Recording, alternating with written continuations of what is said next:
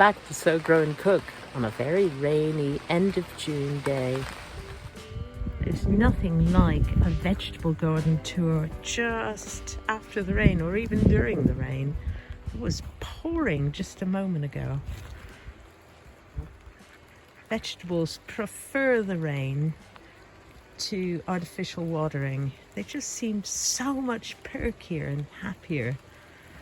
It's almost like their leaves are pointing upwards towards the heavens to receive the water. Look at this lovely dark lettuce. That colour is just amazing. And the Swiss chard. And the outdoor corn. The ones that I showed you in Liz Zorab's video.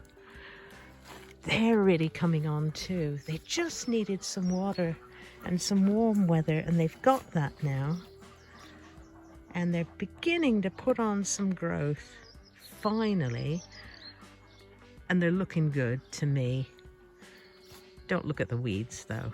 Just ignore the weeds. No blossoms on them yet. But I don't think it'll be too long. They're very healthy plants. I had a little space between the corn and the peas, so I planted a few lettuces just because I know they'll mature quickly. And here's some self-seeded Swiss chard. And remember the miserable looking beans that I showed you in Liz Zorab's video back in the middle of June? They were suffering with the frost. They just weren't growing very well and looking really tatty. They've put on quite a lot of growth now. We've had quite a lot of rain and we've had some warm weather, so they're improving a lot and they're growing really, really well. It just shows you have to be patient sometimes and trust that things can improve, because often they will. But it always pays to have backups. I planted a few extras and I put them there because a couple of the plants at the end were not very good at all, and I ended up pulling them out because they looked pretty dead. So 2 spares and the rest are just growing really nicely. I mustn't forget the climbing peas, not the sweet pea flowers, but the actual eating peas along this tall hazel stick tea pea. They're doing really well, and we're getting just hurry up and start swelling so we can pick and eat them. Nice lavender and mint. And here's that perennial bed that I planted up early in the spring. The lupins are doing well. Hello, lambs. And the gaillardia is blossoming. And the yarrow. I was hoping it was going to be a colour other than white, because I already have white yarrow or achillea. Never mind, it's still quite pretty. And the, ooh, what is this now? Penstemon, I think, possibly. Very pretty.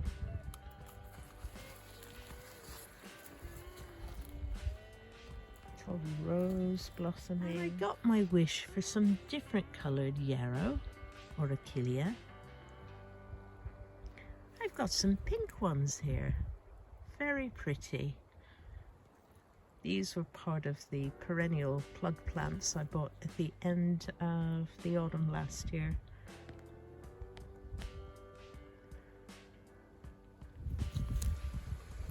A few more flowers. Blossoming.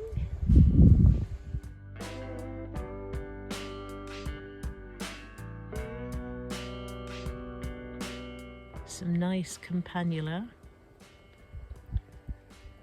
doing well, And I'll show you the winter squash that were really bothered by the frost. See how they're getting on. Here's that winter squash. They're doing okay.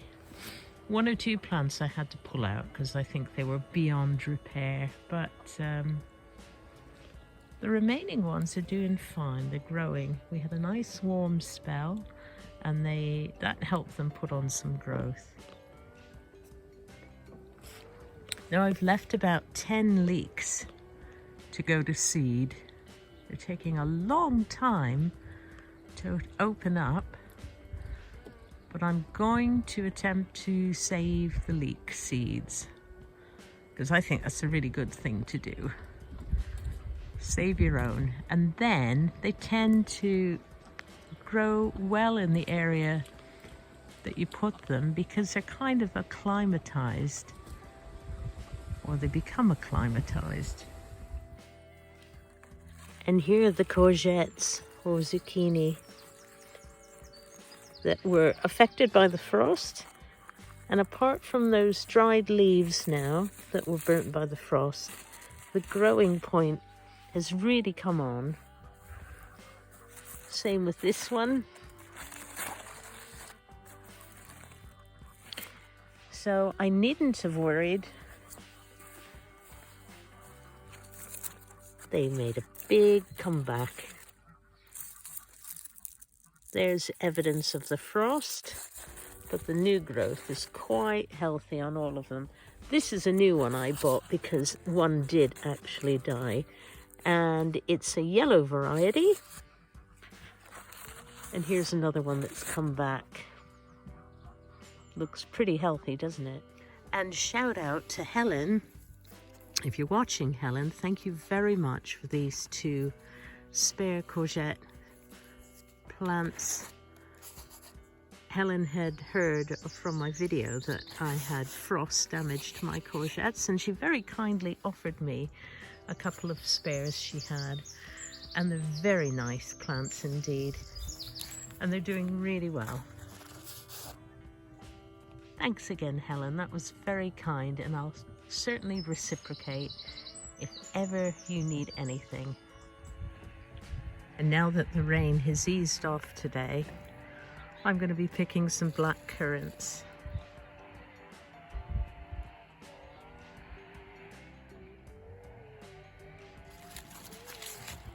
Black currants are so easy to grow here. And if you want to propagate them, you just cut a stem off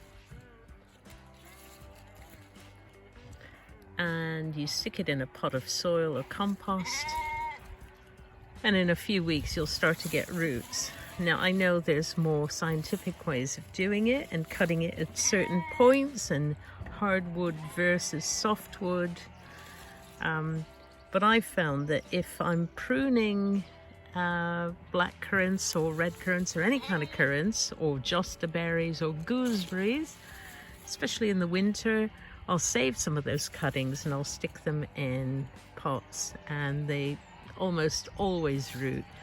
And I've done them in the summer and the spring as well, and they've rooted that time of year. I think they just really want to grow. So once you've got one plant, I wouldn't go out buying loads of other plants. I try to propagate from what you've got. Much cheaper way of growing currants.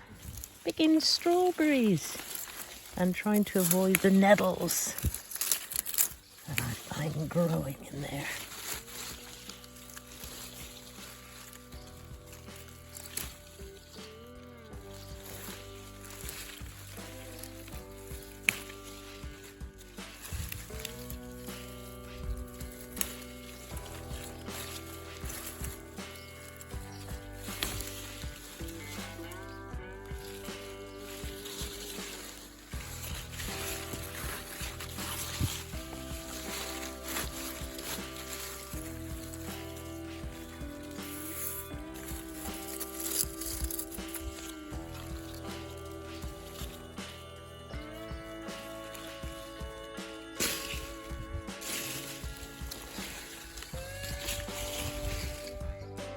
Well, that's all for this week. Let me know in the comment section below what you've been up to in your gardens.